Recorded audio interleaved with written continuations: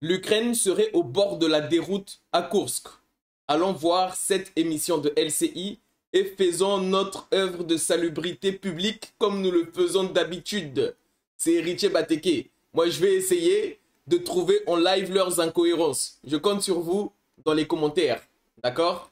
Si vous aimez la vidéo, mettez un j'aime, abonnez-vous et on se dit à bientôt pour une prochaine réaction ou pour mon podcast. La saison 2 de mon podcast arrive bientôt là. D'ici le mois de février, elle est lancée. C'est parti, on y va dans cette réaction. Souvenir du 6 août dernier. Rappelez-vous, à la surprise générale, l'armée ukrainienne se lançait dans une offensive éclair dans la région russe, je le rappelle, de Kursk, 1300 km² conquis et occupés. Sauf que depuis, qu'est-ce qu'il reste de tout ça? Eh bien, regardez, Kiev a perdu 50% de ce qu'elle avait réussi à capturer. Ce que vous voyez ici en bleu, ah bah c'est parti vite. c'est ce que l'Ukraine a encore aujourd'hui conservé au moment où nous nous parlons. Et puis ce qui est en rouge, vous l'aurez compris, c'est ce que la Russie a repris depuis plusieurs semaines. Alors, comment a-t-elle fait cela? Une séquence résume assez bien ce qui se passe en ce moment sur le front à Kursk. Regardez.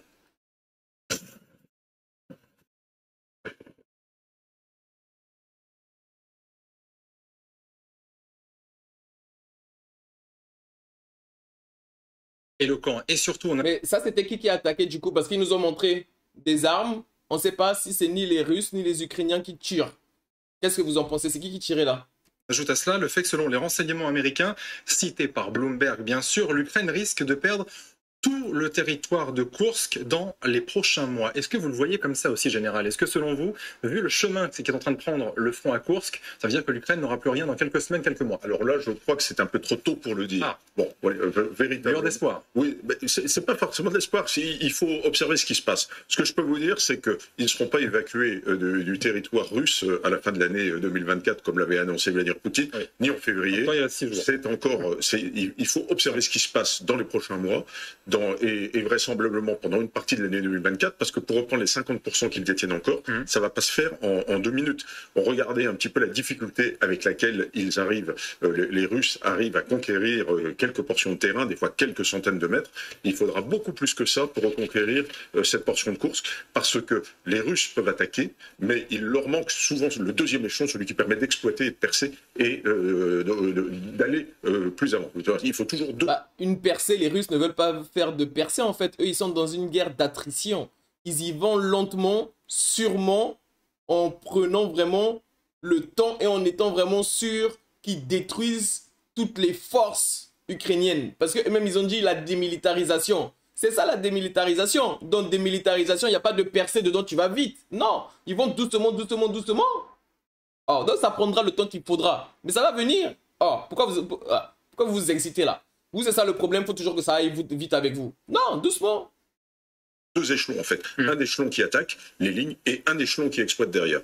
Or, les Russes, on voit bien, sont en défaut de personnel et n'ont pas forcément les moyens de l'exploiter ensuite sur... En défaut de personnel. Mais c'est les Ukrainiens qui sont en défaut de personnel. Les Russes, ils sont je sais pas combien.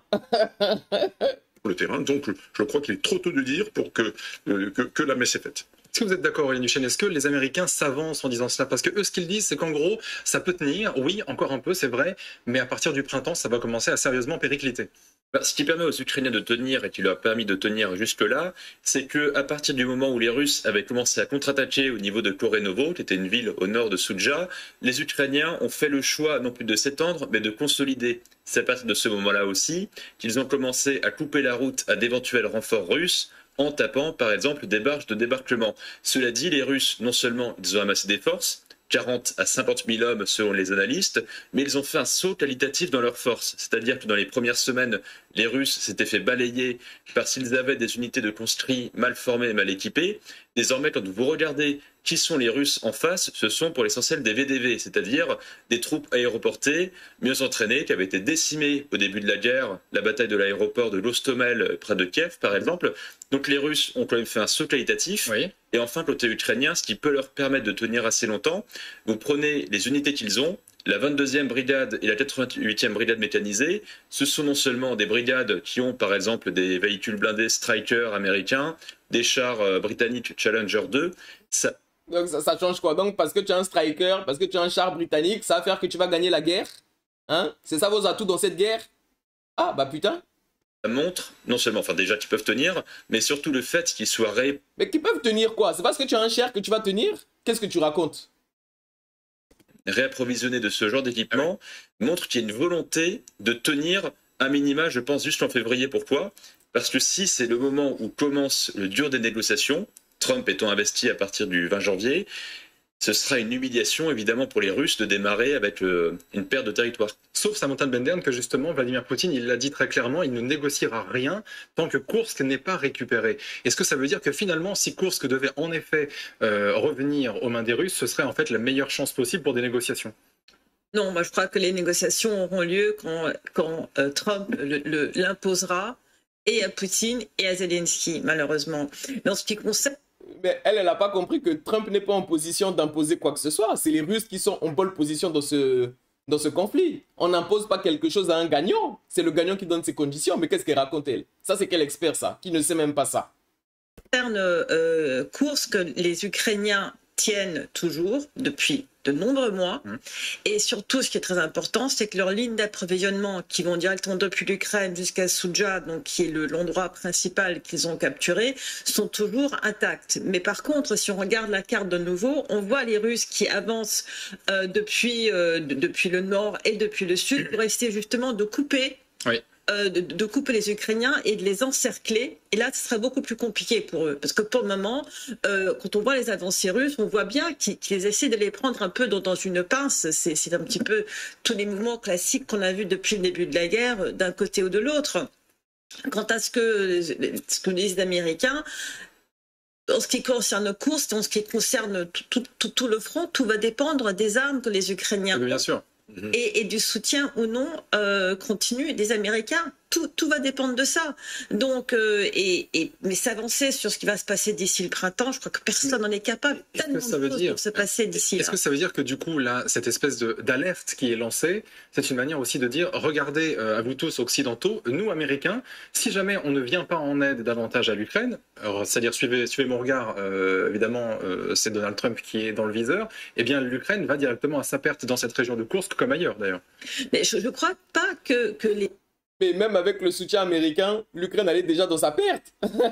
Qu'est-ce que vous racontez? On a vu ça ici pendant 3 ans, non? Le conflit, c'est depuis 2022, ça n'a pas commencé hier. Le soutien américain, ça a changé quoi? Ça a changé quelque chose? Et les Ukrainiens ont envie de garder Koursk. C'est vraiment une monnaie d'échange pour la négociation. Donc, lancer l'alerte, les Ukrainiens vont perdre Koursk, je ne crois pas... En quoi ça... Non, mais moi, j'aimerais qu'on m'explique en quoi ça va leur servir de monnaie d'échange. Moi, personnellement, je suis président russe. Tu es à Koursk? Tu veux pas négocier? D'accord, garde Koursk. Je vais te dire garde Koursk. On va voir combien de temps tu vas arriver à tenir ça. Monnaie d'échange de quoi? Ça, c'est pas une monnaie d'échange, ça. Et je ne sais pas, eux, quelles sont les idées qui leur passent par la tête. Dans tous les cas, l'Ukraine ne pourra pas conserver Koursk. Même si ça prend 2 ans, ils vont perdre. Ils ne pourront pas rester là-bas.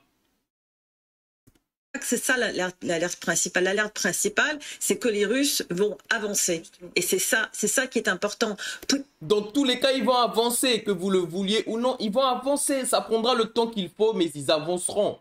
Et eux, ils sont dans une guerre d'attrition. Leur but, c'est de détruire totalement. Ils l'ont dit, démilitariser. Poutine, il a parlé de dénazification et de démilitarisation. C'est ça qu'ils font la démilitarisation. C'est pas aller vite. C'est prendre le temps de bien détruire l'ennemi et ses armes et tout. Oh, vous êtes là, vous attendez un truc rapide, mais ça, c'est dans votre vision des choses où tout doit être rapide. Poutine a dit une chose très importante, c'est que les négociations prendront compte des réalités du terrain. Après, on peut interpréter ça comme on veut. Oui, ça veut tout dire. Mais là, il y a une course des deux côtés pour gagner le plus de terrain. Oui, mais même les réalités du terrain, là, quelles sont les réalités du terrain?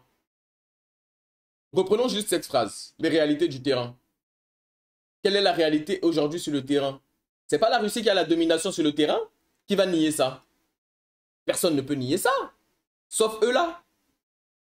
Impossible pour que le jour où les négociations auront lieu, si elles ont lieu, parce que moi je mets un grand si, je crois que Trump lui-même se rend compte des difficultés qu'il y aura à négocier, mais admettons qu'elles aient lieu, eh bien côté, veut le plus de terrain sous son contrôle possible. C'est ça qu'on est en train de voir à Koursk et partout ailleurs sur la ligne de front. Ludmila Totieva. Oui, on sait que justement il y avait beaucoup de critiques de cette opération de Koursk. Pourquoi justement envoyer les brigades super bien équipées, alors que c'est si dur sur le front à l'est. Justement, parce que les Russes continuent de pousser sur le front l'est. Il ne faut pas non plus négliger cette réalité-là.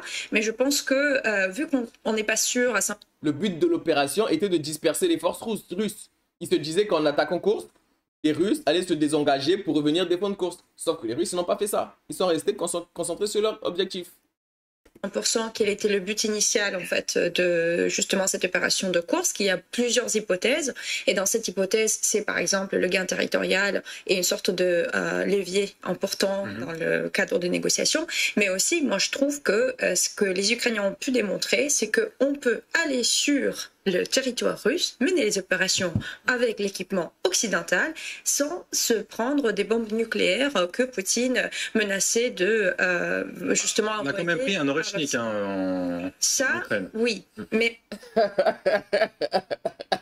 Non, mais ces gens-là vraiment... Mais tu peux aller, mais la question c'est est-ce que tu vas rester là-bas? C'est ça la question, la grande question c'est ça. Oui, tu peux aller, tout le monde peut aller, mais est-ce que tu peux rester là-bas, comme la Russie est partie en Ukraine et va rester en Ukraine? Elle est là la question, c'est ça la question qu'il faut débattre.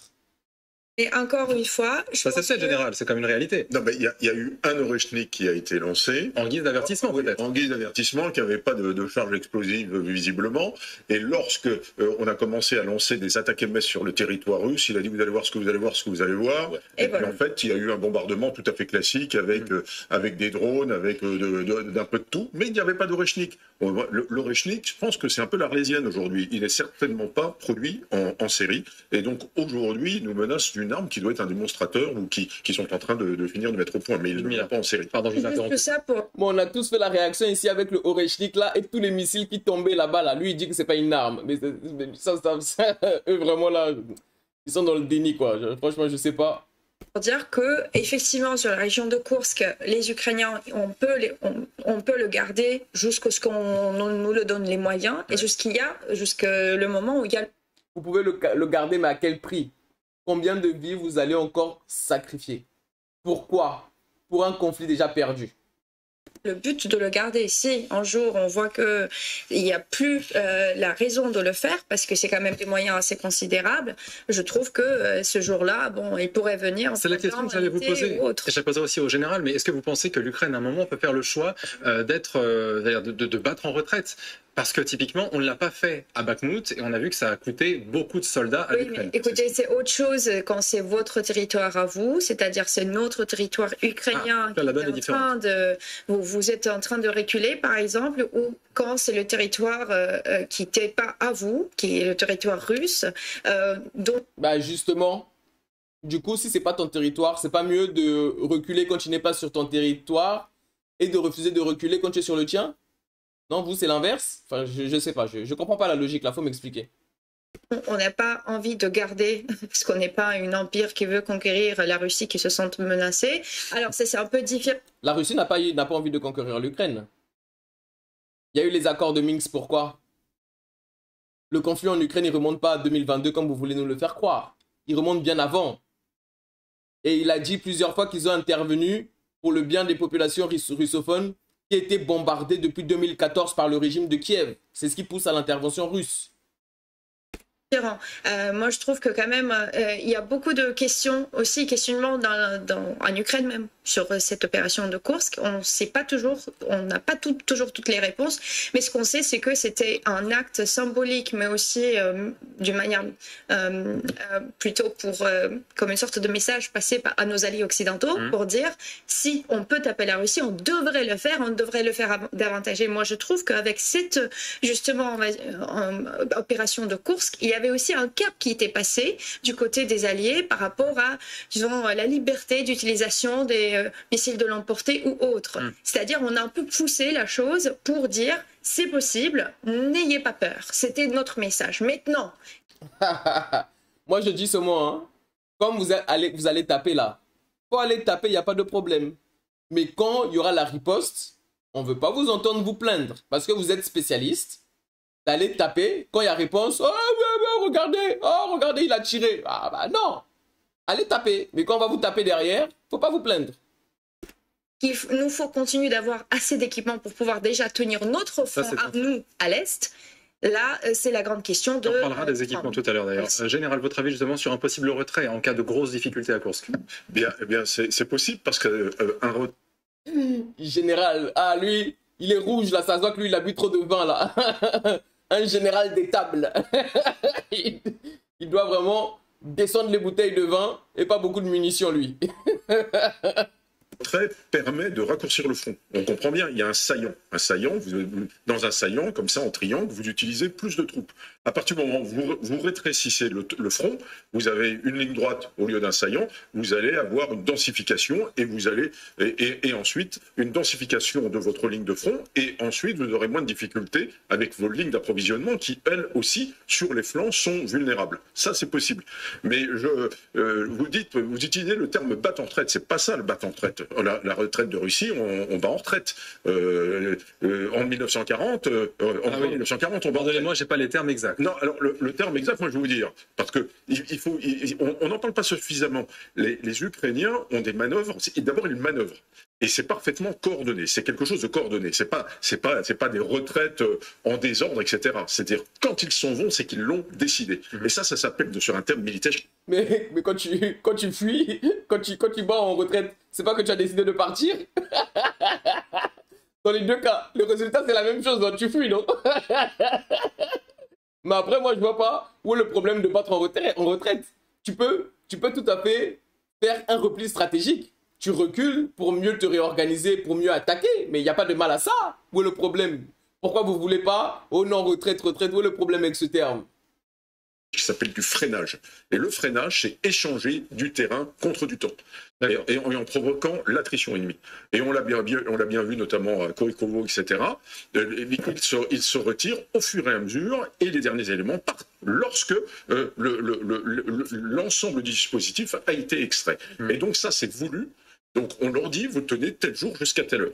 Alors c'est bien sûr toujours une position de faiblesse, il n'y a aucun doute, par rapport à la puissance russe, mais n'oubliez jamais que c'est parfaitement voulu et c'est parfaitement coordonné, et donc ça n'est pas une retraite, c'est simplement... Que ce soit voulu ou coordonné, vous l'avez dit vous-même, ils sont en position de faiblesse. On s'arrête là. Que ce soit voulu ou pas, le résultat est le même, ils sont en position de faiblesse. On échange du terrain quand on voit qu'on ne peut plus tenir pour gagner du temps et provoquer une attrition sur l'ennemi. Ça s'appelle de la manœuvre. Ça s'appelle de la manœuvre. Parce que tout jusqu'à présent, du côté des Ukrainiens, eh bien, il n'y a aucun mouvement de panique. Je veux leur dire, leur retrait sur toute la ligne du front, 1200 km, est toujours planifié, coordonné et se fait dans l'ordre et la discipline. Leur retrait, donc c'est une retraite. Tout ça pour en revenir là. Non mais je comprends pas. Si ce général-là, il est aussi fort, ah ben là, il nous sort cette théorie, ces cours qu'il a appris par cœur, s'il est aussi fort. Mais qu'est-ce qu'il fait là? Pourquoi il n'est pas sur le front là-bas en train de donner des directives?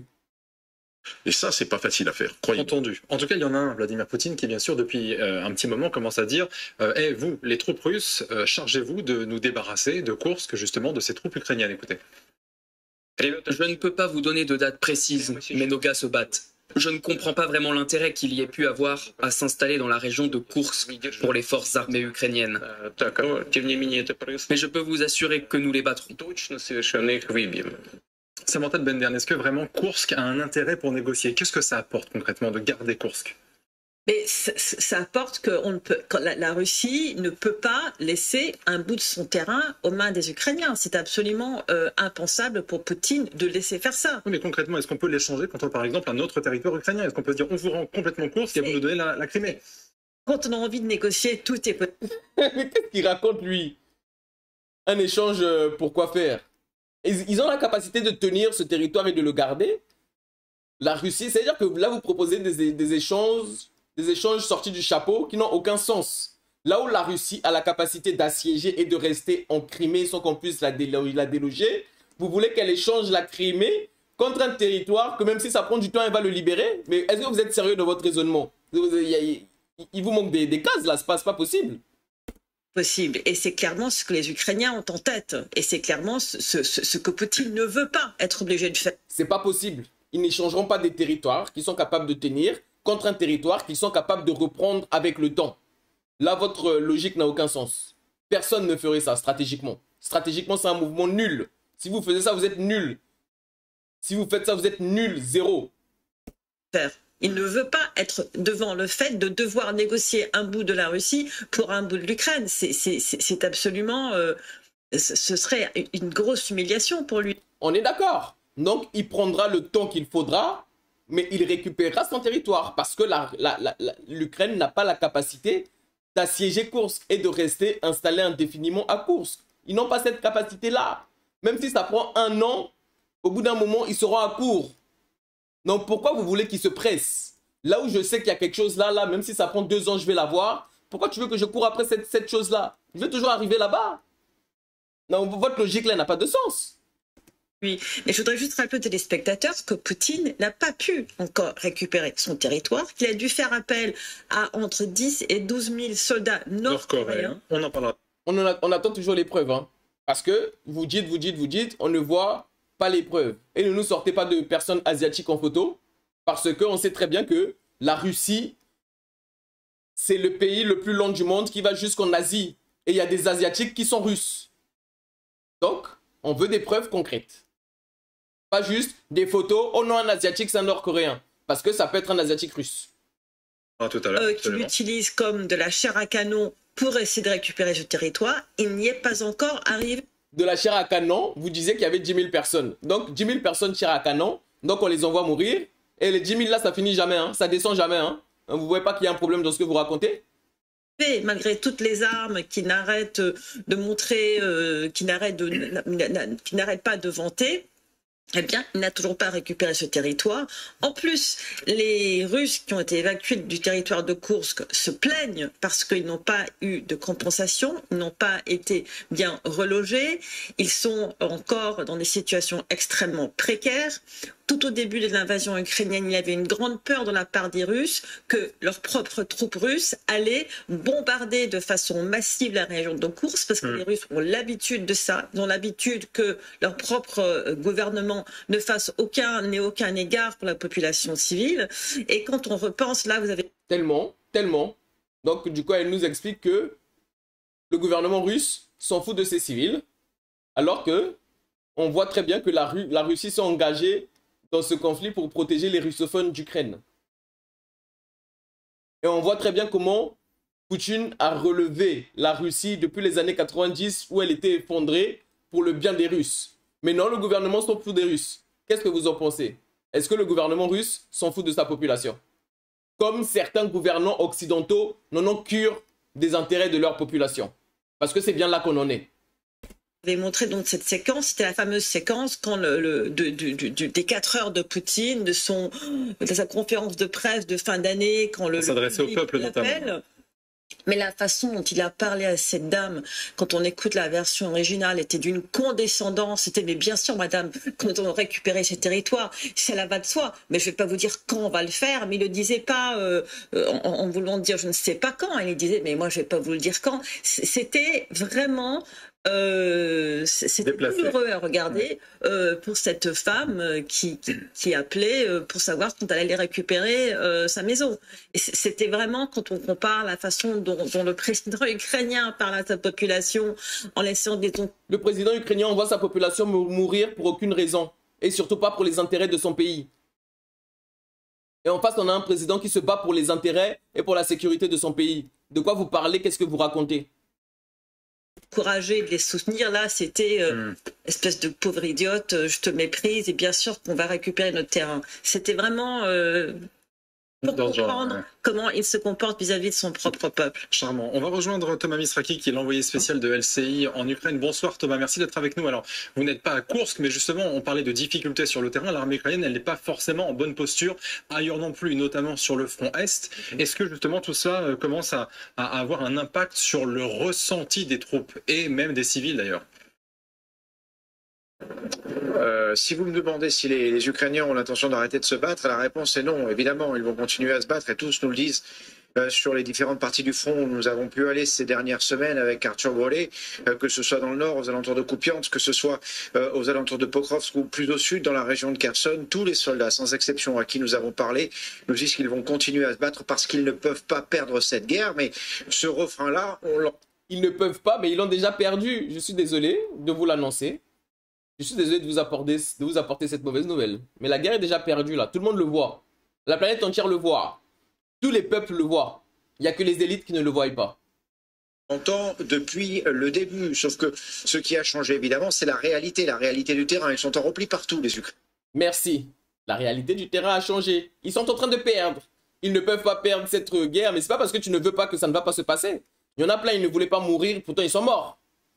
C'est simple, que ce soit dans la région de Kursk ou que ce soit sur les 1130 km de front, ils ont perdu beaucoup de gens, ça c'est une certitude aussi, et il y a chez les nouveaux arrivés beaucoup de doutes sur les motivations de cette guerre, si j'ose dire. Il y a beaucoup de désertions, notamment dans les batailles très difficiles, c'est ce que nous ont dit par exemple les soldats qui sont sortis de Vuhledar. Vous avez peut-être vu leur témoignage il y a quelques jours sur LCI. Eux nous disaient qu'il y avait eu des morts, mais qu'il y avait aussi des gens qui partaient, qui désertaient parce que les combats étaient très difficiles.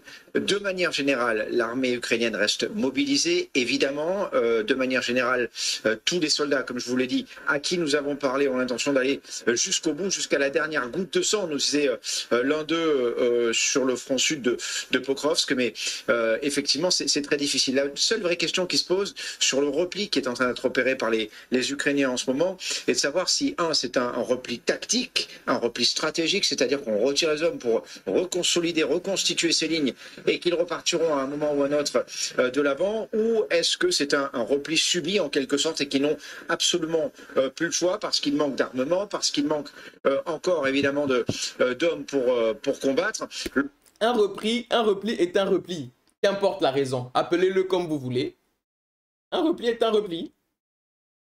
L'autre grande question, évidemment, mais ça je vais vous laisser y répondre avec vos experts en plateau, c'est de savoir quelle est la force réelle des lignes russes. Est-ce que tous les hommes qui peuvent combattre côté russe sont en train de le faire?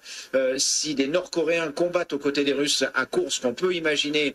Maintenant, pourquoi ils veulent absolument mettre les Nord-Coréens dedans? Je comprends pas. Ils veulent absolument ramener les Nord-Coréens dedans, comme si c'est les Nord-Coréens qui vont faire que la tendance de cette guerre va changer. Alors que la Russie n'a jamais eu besoin de la Corée du Nord pour gagner ce conflit. Qu'est-ce que vous en pensez? Dites-moi en commentaire, je ne comprends pas.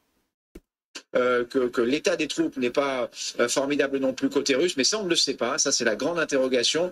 Beaucoup des soldats à qui on a pu parler nous ces dernières semaines nous disaient, étaient persuadés eux qu'il n'y avait plus qu'une grande ligne russe avec tous les Russes qui avaient mis leur force dans la bataille et que derrière il n'y avait strictement rien.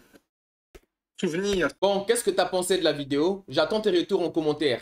Si tu as aimé, un j'aime, abonne-toi et on se dit à bientôt pour une vidéo de réaction.